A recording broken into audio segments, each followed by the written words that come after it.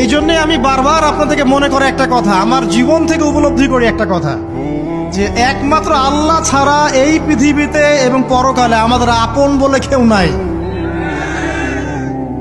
বাকি সবাই সবার স্বার্থের জন্য আছে। মানুষ মানুষের অবস্থানকেই মূল্যায়ন করে, মানুষ মানুষের অবস্থানকেই মূল্যায়ন করে। আল্লাহ রাব্বুল আলামিন আপনার ভিতরটাকে ভালোবাসেন। দেখেন, আপনি যখন নামাজ পড়েন নাই, আল্লাহ পাক কিন্তু আপনাকে ধ্বংস করে দেন নাই। আল্লাহ পরম করুণাময় আপনাকে হেদায়েত দিয়ে নামাজি বানিয়ে দিয়েছেন।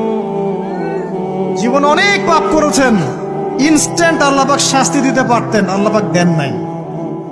আল্লাহ আপনাকে ভালোবাসেন, আল্লাহ আমাকে ভালোবাসেন। আল্লাহ পাকের এই ভালোবাসার ঋণটা শোধ করার জন্য হলেও নামাজি হয়ে যান, আল্লাহর পথে ফিরে আসেন, দিনের জন্য কিছু করেন, দিনের ফিকির করেন, পড়াশোনা করেন। প্রিয় ভাইরা, আল্লাহ পাক তৌফিক দান করুন।